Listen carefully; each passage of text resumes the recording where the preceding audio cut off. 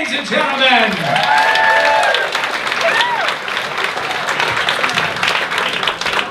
Hey, one more time for Tim Rodden and everybody who saw on the show tonight.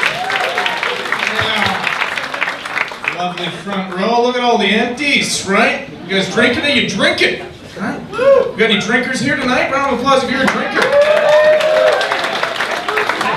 A lot of liars in the crowd tonight because you can't all be from the East Coast, and that's where we hide our drinkers. Anybody ever been to the Maritimes? That's where the drunks are. We all think we can drink, right? We're Canadian. We're like, yeah, we can drink. No, you've never been in the Maritimes before. I flew into Halifax, right? Immediately get into Halifax, they're drinking like Prohibition is starting in an hour. Here, take it! We gotta get rid of it! It's fine. No one's coming, calm down.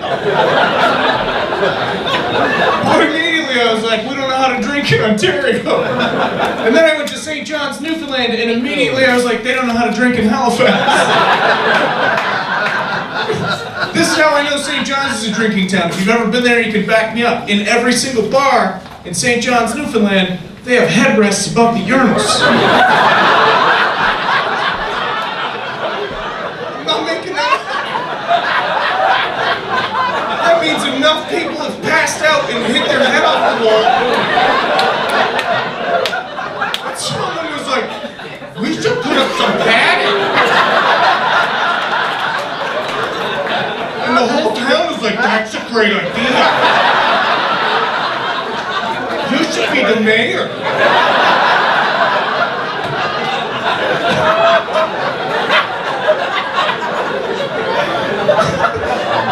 I have a theory too. Everyone there's Irish, right? You get on stage out there, you're like, how many people are Irish? Everyone goes nuts, all right? I have a theory. I have a theory that a bunch of people came over on a boat from the UK all at once, right? And all the English people got off the boat and they're like, come on, we've got to keep going, let's go see the rest of the country. And all the Irish people just got off the boat and they're like, what's your hurry? We just got a dry lettuce, better pub, get away, you stupid arse. And they stayed. That became Newfoundland.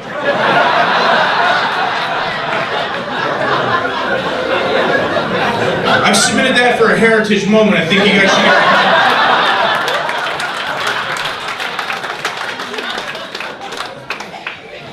Flew Porter too. Anybody been on a Porter before? Porter Airline? Yeah, great little airline. I like it. I love it for two reasons. All right. For one reason, you can drink for free any time of day. Right? Doesn't matter. 7 o'clock, they're like, "What do you want to drink?" And you're like, "Oh, I'll have a beer." Here you are. Like, wow. That's amazing. I'm being a degenerate, and you're still treating me like a gentleman. Thank you. That's reason one. Reason two is it's a tiny airport, all right? Billy Bishop, tiny. Just 2 lines, domestic and international, all right? That's hard to screw up. But I was there at 7 a.m. and I was kind of stoned, so I screwed it up. Right? It's not like Pearson. When you walk into Pearson, you're like, wow, I need an adult, right? It's simple. It's 2 lines, right? But I saw people in that line, I'm like, that's me, that's where I gotta be. Why would anybody else be here at this hour? So I went and I stood in the line and I was feeling really good about myself because I printed off my own boarding pass. So I was like, good for you, man, you're really growing up. And I'm standing there and I got my boots off and they're in the tub and my belt's off and that's in the tub, right? And I got my laptop out because you can't have a secret laptop. And I get to the front of the line, the lady looks at me, she's like, can I see your boarding pass? And I was like, yeah, sure can. And she looks at it and looks back at me, she's like, I am so sorry. We are actually in the wrong line. And immediately started treating me like I had a learning disability. Like right away she's like, what you want to do? And I'm like, why are you crouching? I'm taller than you.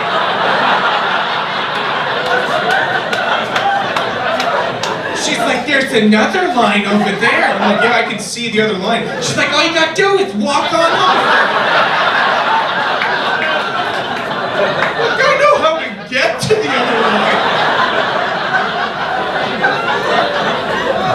So I was upset, I started putting my stuff back on, and she's like, no. Just take your tub and head on over.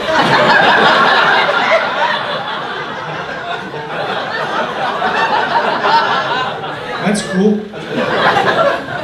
Do you guys have any idea how stupid you look? Walking through an airport with no shoes on and a tub full of your possessions? You look insane. Everyone stares at you. Half the people are looking at you like, I don't think he's getting on the plane.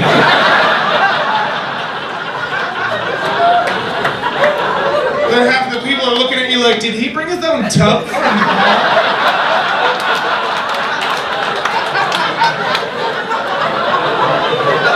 Didn't know you could do that.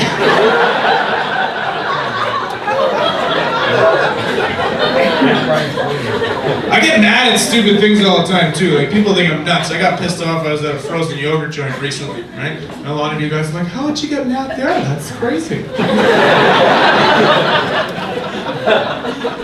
But I was at a place called Yogurty's and I got mad because I got to the till and I noticed there was a tip jar beside the till, right? And that pissed me off, right? And for those of you right away are like, oh, this guy's an ass. Right, I have to tell you this. If you've never been there, it's a self-serve yogurt joint. Right, I walk in, and like a goon, I gotta find my own cup. No one says hello or anything, I just wander around the store like an idiot, right? Find the cups, I'm like, I got one, no one cares.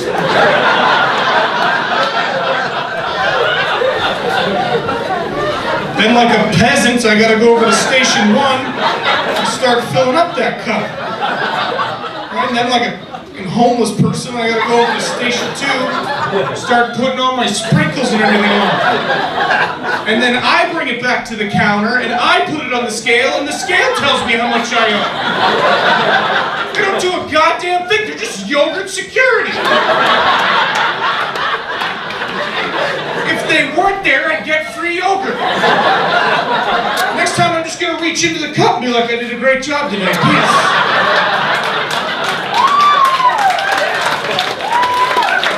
The only thing they do is give you the spoon, that's all they do, right? That's the theft-proof device they came up with in Yogurt's, right? How do we keep from stealing it? Well, you can't eat the yogurt if you don't have a spoon. Guys, thanks a lot, you've been so much fun.